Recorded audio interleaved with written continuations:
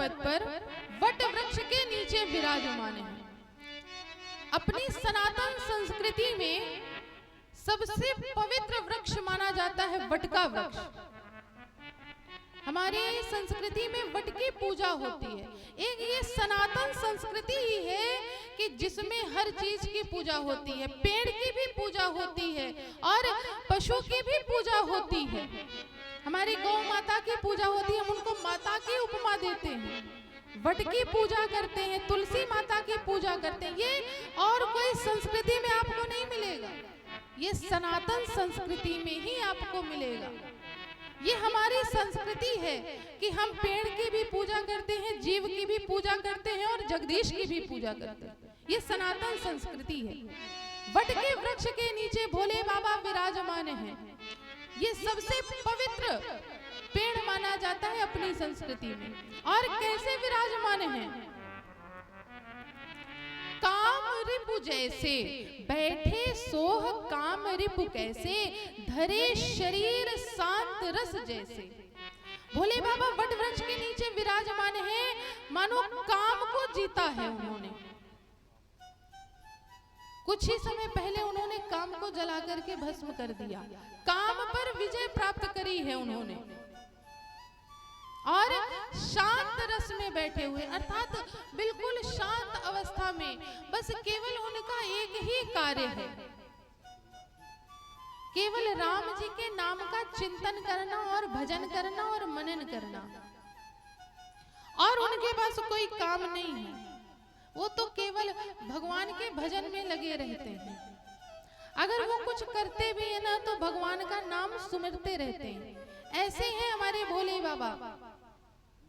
जब भोले बाबा का ये शांत स्वरूप माता पार्वती ने देखा,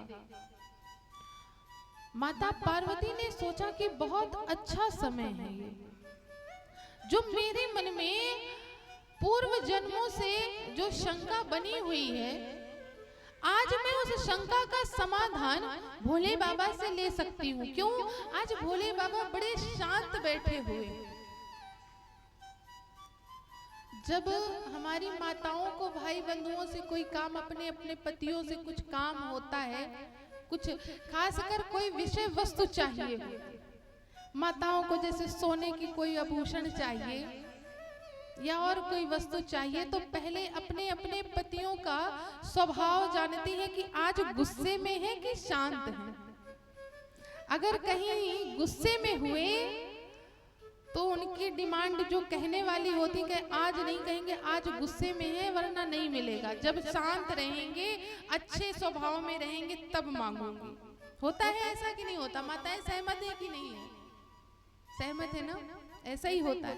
पार्वती जी भी ने सोचा कि आज भोले बाबा बड़े अच्छे स्वभाव में बैठे हुए, शांत रस में बैठे, यही सही समय है, जो मेरे मन में शंका है उसका समाधान आज मुझे मिल जाएगा।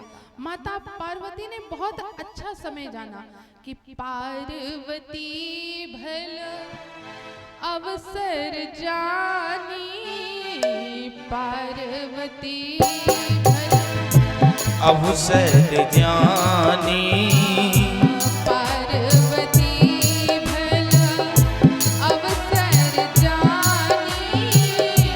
पार्वती भल अवसर जानी।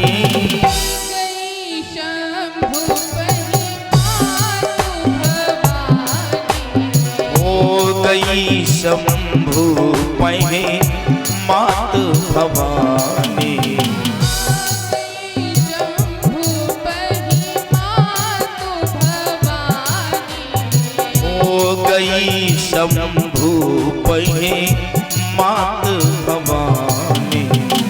पार्वती जी चल गई भोले बाबा के पास, और जब भोले बाबा ने माता पार्वती को आते हुए देखा, देखिए भोले बाबा सब जानते हैं कि आज ये जो पार्वती जी आ रही है, ये अकारण नहीं आ रही है, एक बहुत बड़े कारण से आ रही है। और इस कारण के, इस प्रश्न के उत्तर में जो मैं कथा सुनाऊंगा वो सारे जगत का कल्याण करेगी वो कथा। इसलिए जैसे ही भोले बाबा ने माता पार्वती को आते हुए देखा, तो भोले बाबा ने क्या किया? हाँ जानी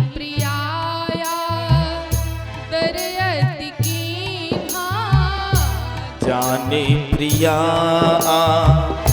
दरियत कीन्हा। वाम भाग आसन हर दीन्हा। ओ वाम भाग आसन हर दीन्हा।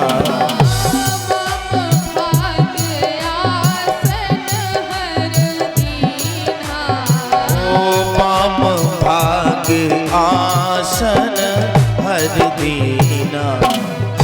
भोले बाबा ने जैसे पार्वती जी को आते देखा बड़े आदर के साथ, ऐसे ही नहीं कि आओ आओ बैठ, ऐसा नहीं। आइए देवी विराजमान होइए आसन पर।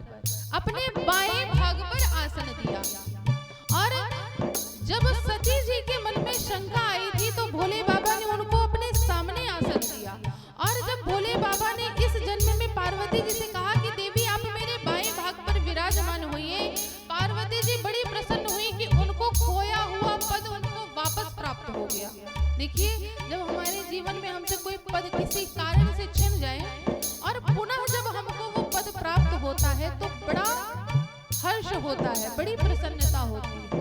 आज पार्वती जी भी बड़ी प्रसन्न हैं। हाँ, बैठी शिव समीप हर साई।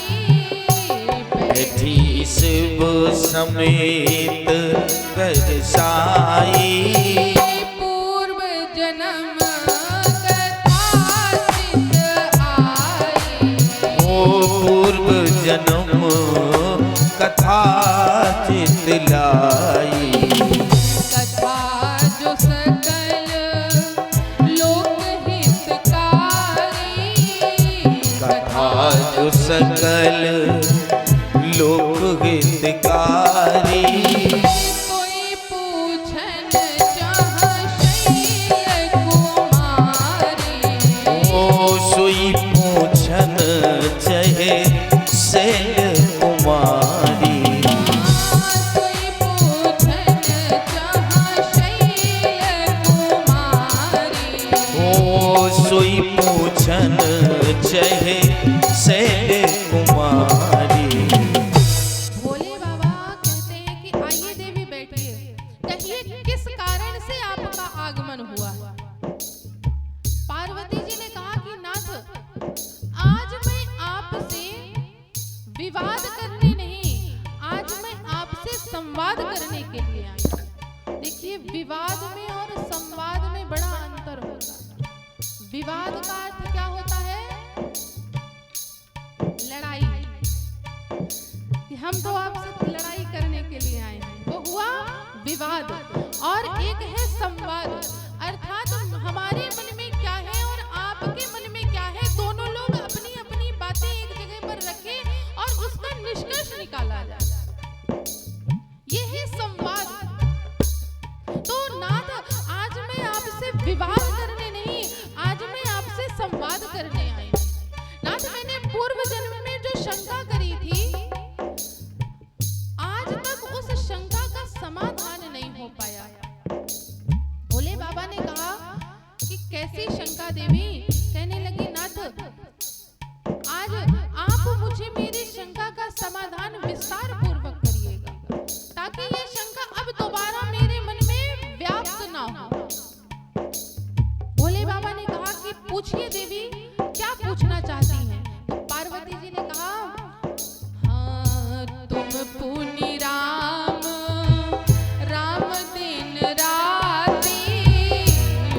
पुनि राम नाम दिन राती। सादर जपहु अनंग राती। ओ सादर जपहु अनंग अराती। सादर जपहु अनंग राती। सादर जपहु अनंग अराती। पार्वती जी कहती हैं कि नाथ, ये बताइए आप कि ये जो आप दिन रात राम राम राम राम जपते रहते हैं, ये राम कौन है? क्या ये वही राम है जो निर्गुण ब्रह्म सगुण रूप में आए? क्या ये ब्रह्म है?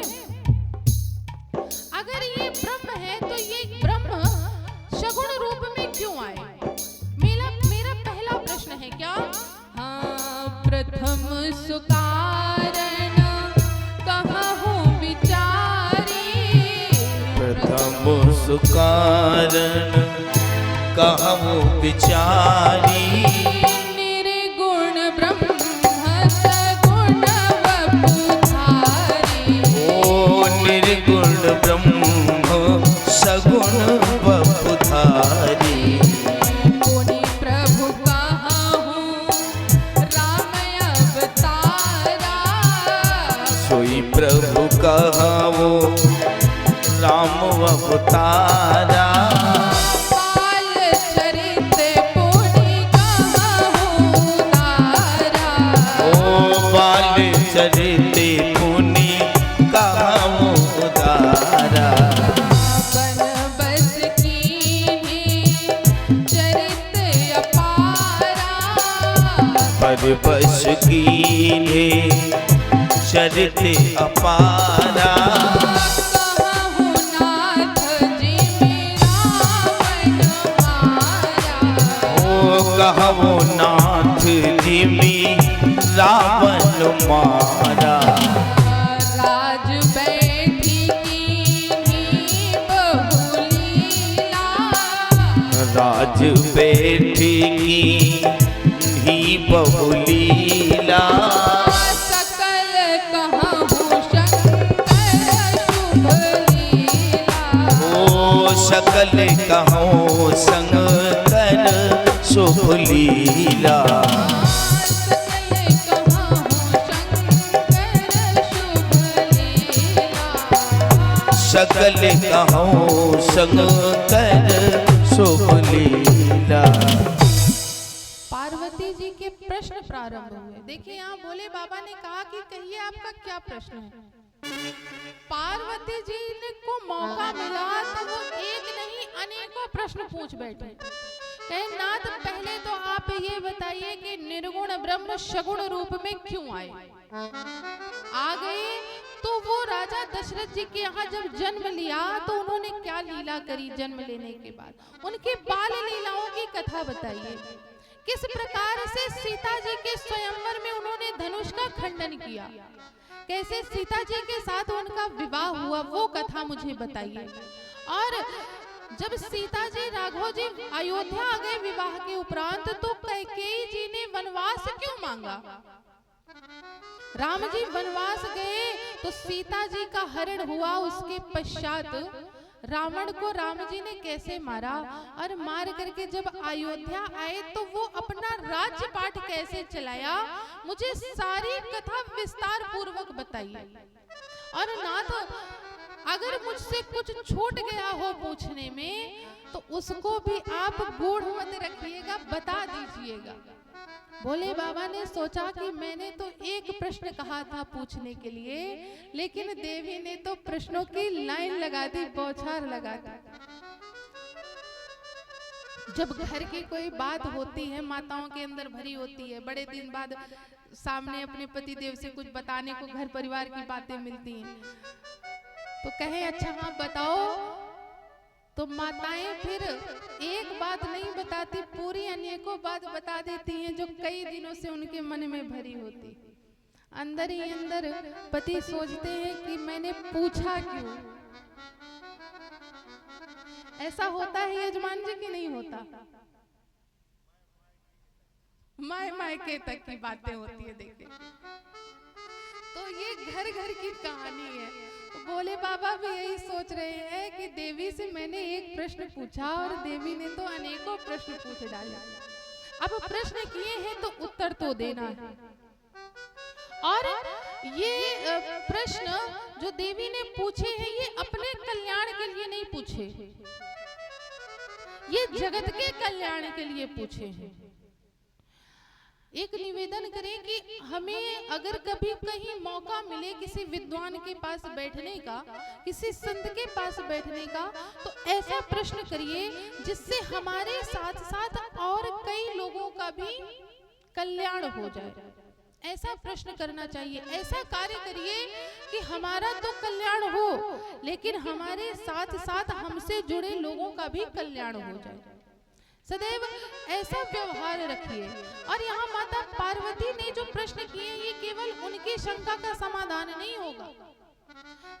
इस प्रश्न से जो भोले बाबा अब जो उत्तर देंगे, उससे सारे जगत का कल्याण होगा। भोले बाबा कहते हैं कि देवी, आपने ये जो प्रश्न किए हैं ना, ये कोई साधारण प्रश्न नहीं है, ये सारे जगत का कल्याण करने वाले हैं। और देवी, मैं आपका बहुत बहुत धन्यवाद करता हूं कि आपने मुझसे ऐसे प्रश्न पूछे कि धन्य धन्य गिरिराज कुमारी, तुम समान नहीं को उपकारी। कि देवी, आप धन्य हैं, आपके जैसा कोई उपकारी नहीं है। आज आपने मेरे आराध्य का प्रश्न पूछा है मुझसे।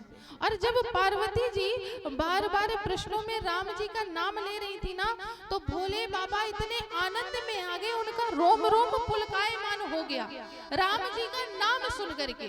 उनके आराध्य का, उनके इष्ट का नाम जितनी बार पार्वती जी ले, भोले बाबा उतने ही आनंद में डूब जाए। और एक समय तो ऐसा आया कि भोले बाबा को 2 दंड की समाधि लग गई। लेकिन मन में विचार आया कि अगर मैं समाधि लेने का समय नहीं है, ये पार्वती जी को उत्तर देने का समय है।